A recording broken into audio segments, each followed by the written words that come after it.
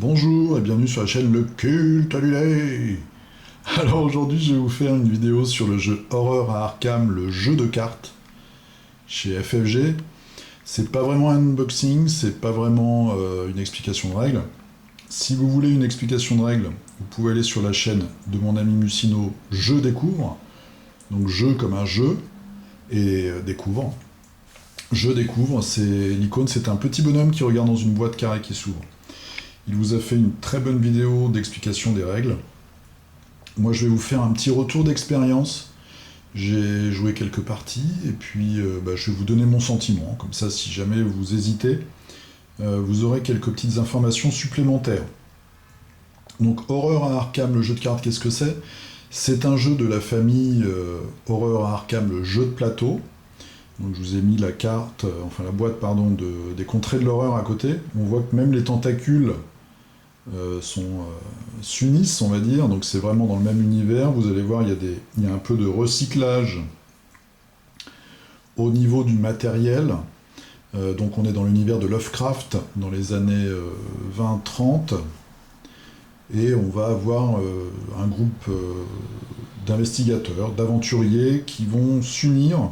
On peut le jouer aussi en solo avec une seule personne. Un seul personnage pour combattre des cultes démoniaques, des grands anciens, des créatures, etc., etc. Essayer de survivre et de combattre, de mettre en échec un certain nombre de menaces.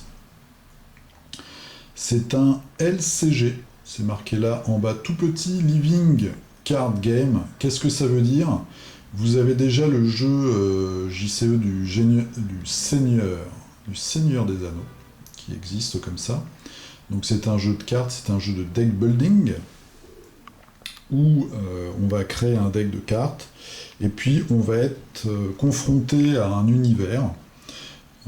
Donc on va avoir des personnages, je vais vous montrer ça après. On va avoir un lieu, qui là c'est le tout début. Donc on se retrouve dans son bureau, et la porte disparaît. Donc sans vous donner trop de spoilers, il y a une campagne dans la boîte de base avec 3 scénarios, 3 parties. La première partie, vous êtes dans une maison. La deuxième partie, vous êtes dans une ville, et la troisième partie, vous êtes dans un bois. Voilà, je vous ai pas trop dit. Mais en tout cas, vous avez des lieux, donc des fois on va avoir une carte avec seulement un lieu, et puis après on va trouver une porte, on va en avoir 2, on va changer, etc. On peut avoir jusqu'à 9 lieux, je crois, enfin on pourra avoir différents lieux où on va naviguer comme ça, chercher des indices, affronter des adversaires, essayer de s'enfuir, essayer de vaincre quelqu'un, de trouver des gens, etc., etc. Le scénario va être guidé par ces 2 tas de cartes. Ici, c'est un tas où on va mettre des indices, en fait, on a un petit chiffre, et puis quand on va réussir à réunir les indices, on va faire avancer l'histoire. Là, par exemple, tout bêtement, sans trop vous spoiler, on commence l'histoire, on est dans son bureau et la porte disparaît. Donc il faut chercher des indices pour réussir à sortir. Après, on va se retrouver dans sa maison, etc., à faire découvrir un petit peu ce qui se passe. Eh bien, ça va être symbolisé par ces cartes-là. On va les retourner, on va lire un texte, et puis on va passer à l'étape suivante. En parallèle, les forces du mal, l'adversité. À chaque tour, on va mettre un pion sur ces cartes-là, et puis il y a parfois des cartes qui vont en rajouter en plus, pour que ça aille plus vite. Et là aussi, de leur côté, les forces du mal, elles vont faire un petit peu leur chemin. Par exemple, on se retrouve dans son bureau, la porte disparaît, mais on entend également dans les murs, et surtout sous le sol, sous la maison, des bruits assez inquiétants, comme si des créatures creusaient ou essayer d'arriver à la surface. Et bien évidemment, vous vous doutez que c'est pas le Père Noël qui vous amène un cadeau. Vous allez avoir une certaine adversité, et justement c'est symbolisé par ce paquet-là. Peut-être que les créatures vont réussir à arriver, etc., vont envahir votre environnement, il va se passer un tas de choses comme ça. Donc vous, votre boulot, ça va être de démêler tout ça, et puis d'essayer d'avancer plus vite que le mal. Pour ça, donc, vous avez des investigateurs. Dans la boîte de base, on en a 5. Pour ceux qui connaissent déjà Arkham Horror, c'est mon côté Jean-Claude Van Damme, ça. Jean-Claude, si tu m'écoutes. Vous avez des investigateurs, vous les reconnaissez déjà, puisque, par exemple, là, je prends Daisy Walker, qui est bibliothécaire. Eh bien, on a aussi sa carte dans Les Contrées de l'horreur. Et c'est exactement, c'est le même personnage, bibliothécaire à l'université de Miskatonic. Donc il y a un petit recyclage comme ça, au niveau des investigateurs, et puis au niveau de certaines illustrations de cartes, j'en ai repéré quelques-unes que je connaissais déjà, mais rien de très choquant, il y a énormément de découvertes. Comment tout ça va se goupiller? On va avoir, en mécanique générale, on va avoir des caractéristiques, des talents propres à chacun des investigateurs, des points de vie, des points de santé mentale, et puis une façon de créer son deck de cartes qu'on va utiliser pour faire des actions avec des objets, des sorts, des compétences, des événements qui vont nous permettre d'avoir plus de chance sur un jet, etc., etc. Juste pour vous montrer, il n'y a pas de dés dans ce jeu. Il y a des jetons qu'on met dans un sac. Le sac n'est pas fourni. Ça, c'est un sac qui vient du jeu The Others. Donc on a des jetons qu'on va mettre dans un petit sac ou dans un bol. Et par exemple, là, admettons, Daisy Walker se retrouve dans son bureau. Donc elle doit chercher des indices pour sortir. Donc on va retourner la carte pour savoir un peu ce qui se passe. On voit ici, il y a 2 indices dans cette pièce. Et pour les trouver, eh bien, il y a une difficulté de 2. C'est le chiffre ici. Daisy, c'est vraiment sa spécialité de trouver les indices. Donc on va choisir la caractéristique qui nous sert à trouver les indices. On voit ici, elle a 5. Donc 5, moins 2, ça fait 3. On va tirer un jeton. Et suivant le jeton qu'on tire, on va modifier ce chiffre de 3. Le but étant de faire 0 ou plus. Donc on va avoir des jetons de modificateurs. Par exemple, là, je vais tirer, voilà, j'ai de la chance. Je tire un jeton plus 1. Donc ce qui fait que ça me fait 4. J'ai réussi. J'ai aussi des jetons spéciaux, des crânes, des cultistes, des tentacules, etc. qui vont avoir, on le voit ici pour chaque scénario, et puis suivant aussi le niveau de difficulté, des effets différents. Le niveau de difficulté, justement, comment on peut le faire varier? Dans la boîte de base, on a 4 niveaux de difficulté. Le niveau de difficulté, c'est aussi un élément de rejouabilité. Eh bien, ça va dépendre des jetons qu'on met dans le sac. Par exemple, moi, je suis au niveau 2 sur 4, et j'ai des jetons inutilisés, par exemple, ce jeton moins 7. Et ça peut être violent comme modificateur. Moins 6. Moi, j'ai des jetons négatifs, mais j'en ai pas tant que ça, en fait. Donc, la difficulté, on peut la régler de cette façon-là. On va avancer dans l'histoire.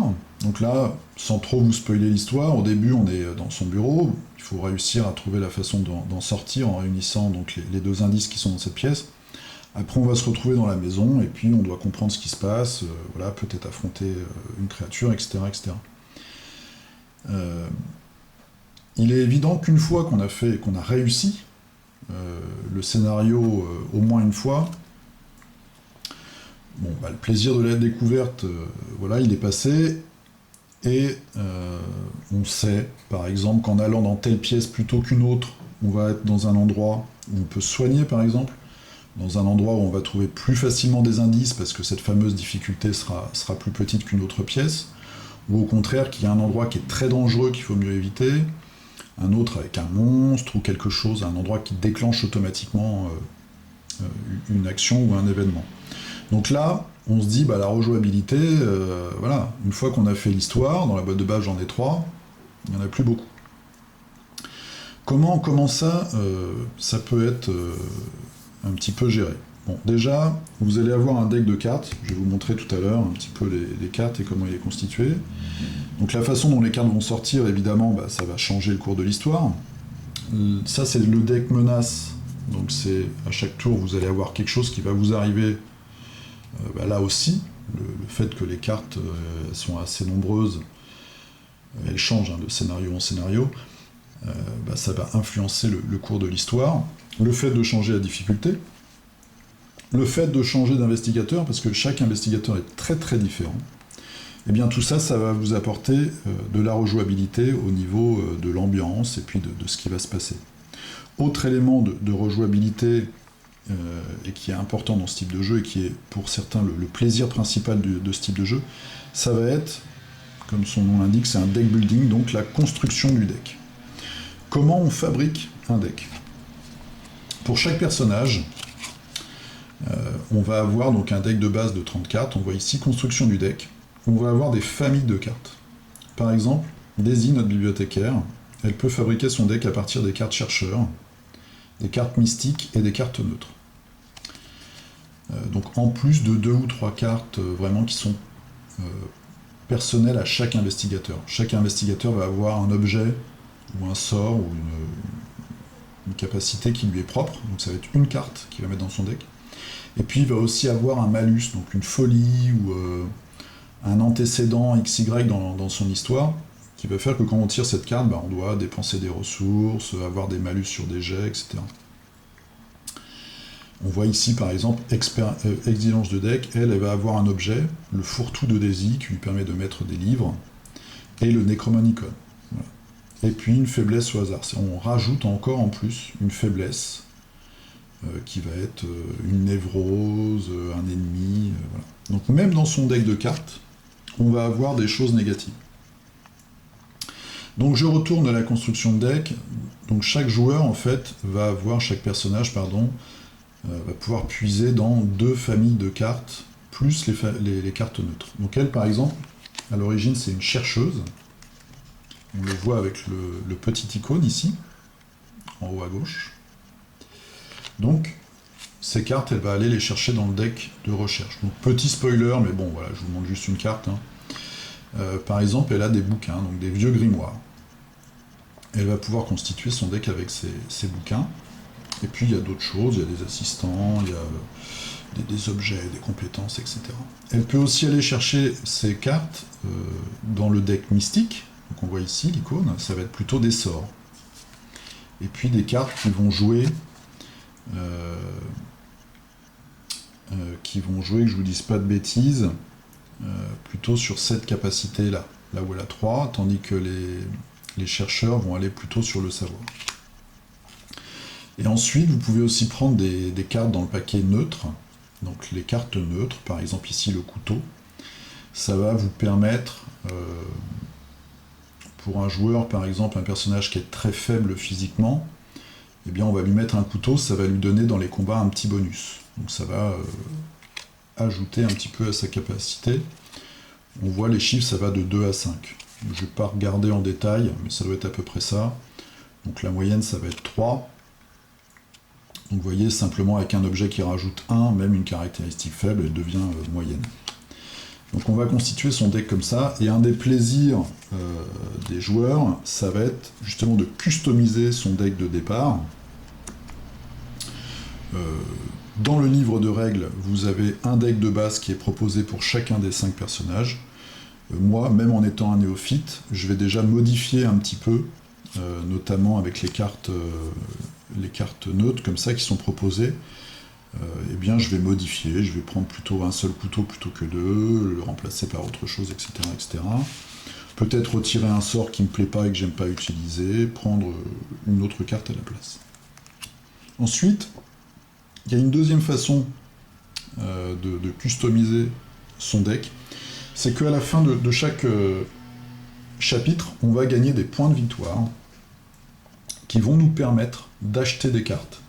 C'est-à-dire qu'on va faire évoluer son deck. Bon là c'est pas un bon exemple, mais il y a des cartes avec ici en bas des petits points, et on va pouvoir acheter des cartes qui vont être parfois les mêmes, mais moins chères ou plus puissantes, ou alors des cartes complètement différentes, qu'on n'a jamais vues dans son deck de départ, et qui vont nous permettre de faire d'autres actions. Ces cartes plus puissantes, elles viendront en remplacement de cartes de départ. Donc voilà, je vais échanger, j'invente n'importe quoi, par exemple un couteau. Bon bah là j'ai un couteau, admettons, je gagne, je passe une aventure, j'ai des points, et ben je vais le remplacer contre un fusil de chasse par exemple. Voilà, donc je vais défausser mon couteau et à la place je vais prendre un fusil de chasse qui va me coûter X points. Donc voilà, ça va être la possibilité de changer le personnage, la constitution de son deck, donc ses habilités, ses objets, par rapport à un autre joueur ou à une autre partie où on va voir le même personnage, mais on l'aura fait évoluer, ou on l'aura construit d'une façon un petit peu différente. Donc il y a quand même de la rejouabilité, même si on va garder les mêmes histoires, et puis on va savoir, bah voilà, là je vais plutôt aller par là au début, après je vais passer par là, et puis je vais passer par là. On va augmenter la difficulté. Moi par exemple, là j'ai commencé au niveau 2 sur 4. Une fois que j'aurai maîtrisé à peu près les mécanismes, je vais passer au 3 sur 4, et pourquoi pas au 4 sur 4. L'intérêt c'est quand même d'avoir un jeu assez difficile, pour pas tout découvrir tout de suite. J'ai fait 3 parties, je suis resté sur la première histoire, et pour l'instant j'ai joué avec Daisy, j'ai perdu, elle est devenue folle. Agnès, qui est plutôt une magicienne, j'ai perdu également, elle est devenue folle. Et Skid, qui est un repris de justice, qui lui a plus a des cartes de gestion de ressources par exemple, puis qui est un peu plus péchu quand même au combat. Et j'ai gagné avec lui. Voilà. Après on a lui, j'ai oublié son nom évidemment, qui est un ancien militaire je crois, enfin qui est plus combat. Et puis elle, qui est une petite gamine, qui a un deck de survivants et de truands. C'est pas un personnage qui m'intéresse particulièrement, mais je vais sûrement faire une autre partie avec lui, pour tester un petit peu. Après, je vais choisir mon perso, essayer de réfléchir un peu plus sur la construction de deck, et vraiment attaquer l'aventure, en essayant de faire les 3 scénarios pour avoir l'histoire en entier. Sachant que là, vous voyez, ça c'est mon deck de menaces. Donc à chaque tour, je vais tirer une carte. Et quand on joue à plusieurs, chaque joueur tire une carte. Donc je vous montre 2-3 cartes, mais il n'y a rien de vraiment... Voilà par exemple le genre de choses qui peut vous arriver. Bon, vous entendez dans les murs et sous la maison des grattements. Et là, vous avez des mains monstrueuses qui essayent de vous attraper. Donc vous devez faire un jet en rapidité, et puis si vous loupez, vous prenez des dégâts. Voilà, donc ça c'est un exemple de carte menace. Vous avez un autre style, là vous allez avancer, justement vous allez donner un point à ce groupe de cartes, donc les forces du mal vont progresser dans leur scénario. Ça c'est un graphisme qu'on a déjà par exemple dans les contrées de l'horreur sur une carte. Et puis vous avez des monstres. Alors je vous donne juste un monstre, je vous montre un monstre du premier scénario, si vous voulez pas le voir, accélérez ou arrêtez là. Voilà, c'est tout simplement une goule. Donc vous avez des monstres comme ça qui vont vous attaquer, et puis il va falloir les combattre évidemment. Donc pourquoi je vous montre ça, ce tas de cartes là, vous voyez, c'est le tas de cartes pour le premier chapitre. Et ça, c'est le tas de cartes que j'ai pas encore utilisé, qui va me servir pour les 2 chapitres suivants. Donc vous voyez, il y a encore énormément de cartes. Là-dedans, il y a des monstres, il y a des lieux, parce que j'ai mis les lieux dedans. Voilà, il y a un tas de choses qui peuvent m'arriver. Mon personnage, ça c'est ces 32 cartes de départ, donc les 30 plus les 2 personnels. 33, il y a 3 cartes en plus. Et ça, c'est tout ce qui me reste, tout ce que j'ai pas utilisé pour elle. Donc il y a toutes les cartes des autres personnages, des autres familles, et puis les cartes évoluées. Voilà. Donc vous voyez, il y a quand même beaucoup de cartes. Et moi, j'ai fait donc 3 fois le même scénario, et la façon de jouer, la mécanique de jeu, par rapport aux habilités des personnages, est quand même assez différente. Les joueurs ont vraiment des pouvoirs différents. Hein. Elle utilise les livres, et son truc, ça va être de piocher des cartes, savoir un petit peu ce qui l'attend. Elle, en devenant folle, elle devient plus puissante. Lui, il va avoir pas mal de ressources, s'il se débrouille bien, etc., etc. Chacun a vraiment une mécanique différente, ce qui peut amener de la rejouabilité. Pour finir rapidement... Donc, ils vont nous sortir un nombre d'extensions hallucinants. J'ai regardé déjà un peu sur leur site. Leur but, c'est de sortir au moins une extension ou un pack de cartes par mois. Donc ça veut dire qu'ils vont nous sortir, ils ont déjà prévu une boîte en plus, sur l'horreur de Dunwich. Tandis que vous avez ma petite sirène, c'est la petite signature de la chaîne. Donc sur Dunwich, et puis il y a des packs en plus. Donc il y en a déjà 3 ou 4 de prévus, si ce n'est 5 d'ailleurs. Il y en a un par exemple qui se déroule dans un train. Avec la mécanique qu'ils ont là, de lieu et d'histoire, on va pouvoir vraiment explorer dans les scénarios tous les endroits possibles et inimaginables. C'est-à-dire que là, on a une maison, une ville et un bois, on va pouvoir aller une pyramide, un manoir, une ferme, je sais pas, une cité engloutie. On peut vraiment imaginer tout est possible. Aussi bien un petit huis clos, comme là on a une maison par exemple avec quelques pièces, ou alors une ville. La ville c'est simple, vous avez différents quartiers, et puis vous vous déplacez, et pour chaque quartier il se passe quelque chose de différent. Pareil, le train, vous avez des wagons, et puis vous avancez, vous reculez dans les wagons.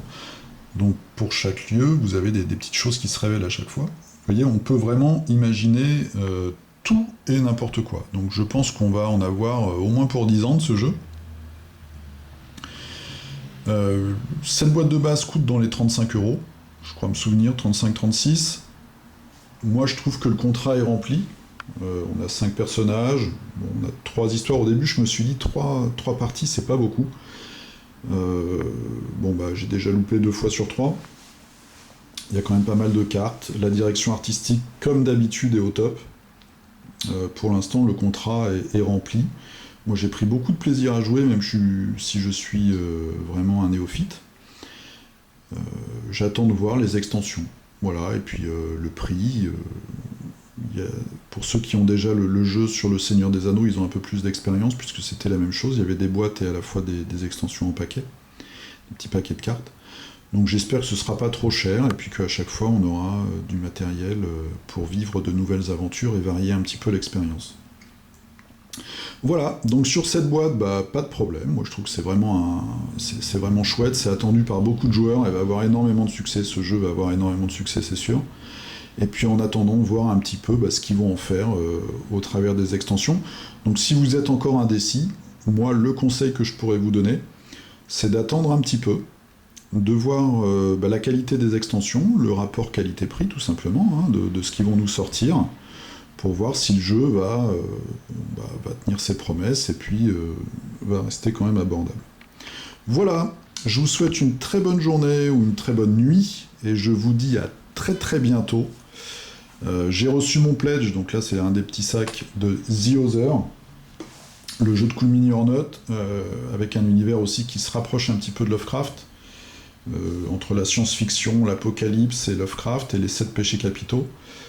J'ai 10 kilos de figurines et de boîtes, j'ai fait le all-in, les sculptures étaient vraiment géniales et le jeu me parle bien. Donc je vais vous faire toute une série là, de vidéos là-dessus.